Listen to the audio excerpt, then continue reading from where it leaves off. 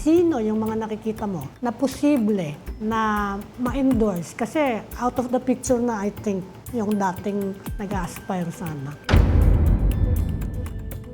Well, una, kung sino man yung tatakbo sa 2028, mahalaga hindi siya malink dito sa corruption scandals na ito.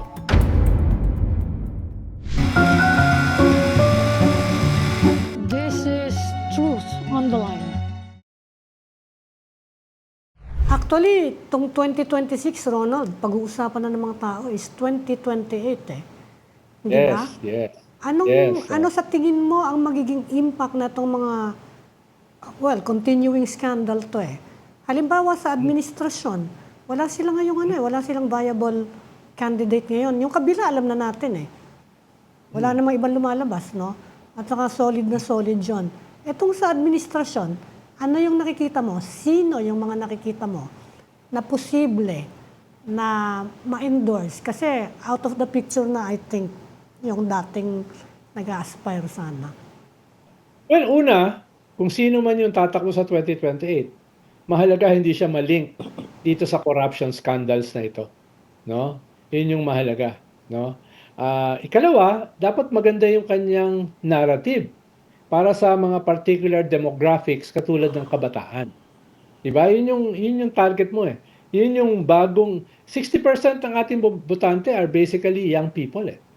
No? Yun yung narrative na kinakailangan mo. Yun yung brand na kinakailangan mo. For lack of a better term, a Miriam Defensor disruption. Yun yung kailangan, the leader has to be disruptive. It cannot be more of the same. No? It cannot be the usual normal. No? Yun yung mahalaga. Tapos ikatlo, dapat may ino-offer siya na solusyon paalis dito sa problema natin. Na napaka unprecedented, napakalalim at napakalawak. Di ba? Yan yung mangyayari. From the government, ay for now, ang lumalabas na mga possible, ito, nagsabi na si John Vic, kwan siya. Open siya. Most probably ay tatakbo siya. No? At yung Remulias are one of the most powerful blocks within the government at this point. Pero Diba? where did that come from, Ronald? Bakit, Yung- hindi, ibig ko sabihin, anong magpo-fuel kasi yung huling tumakbo from Cavite was Ping Lacson and he didn't do so well, ano? Yeah. Well, una, sinasabi kasi siyempre, iba naman itong mga Remulla kay Ping Lacson, di ba? Ikalawa ay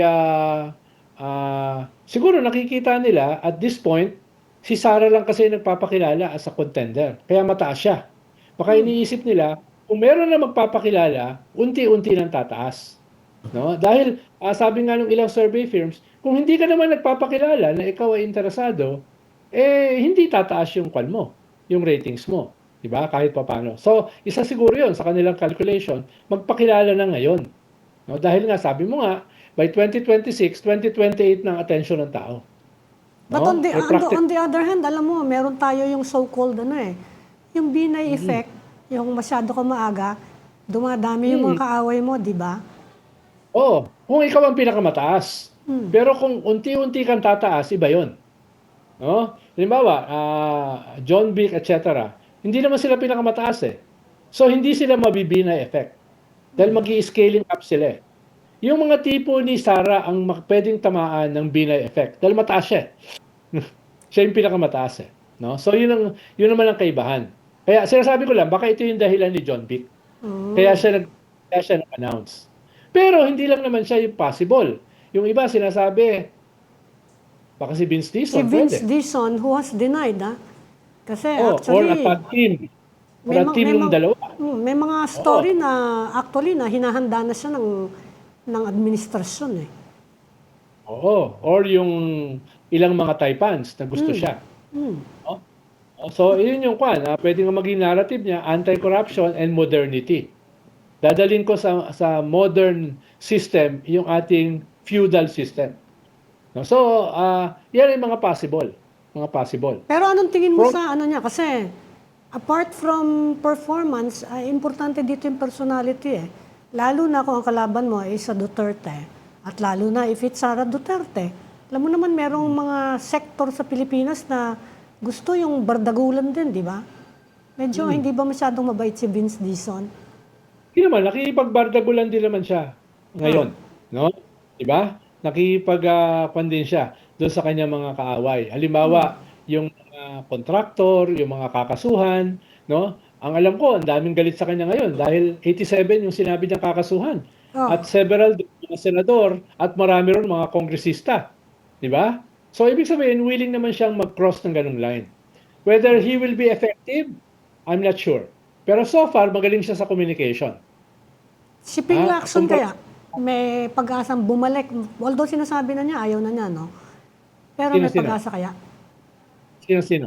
Si Ping Lacson na Ah, tatakbo duda ulit. ako. Duda ako kung interesado siya. Yeah, Tingin ko although he sincere. said ayaw na niya, oo. Dahil twice na siya tumakbo presidente, di ba? Hmm. Talagang ang gusto sa kanya ng tao, senador. Hmm. Parang wala siyang problema as senator. Hmm. Pero yung presidente, twice na siya natalo. Duda ako kung susubok pa siya ng ikatlo.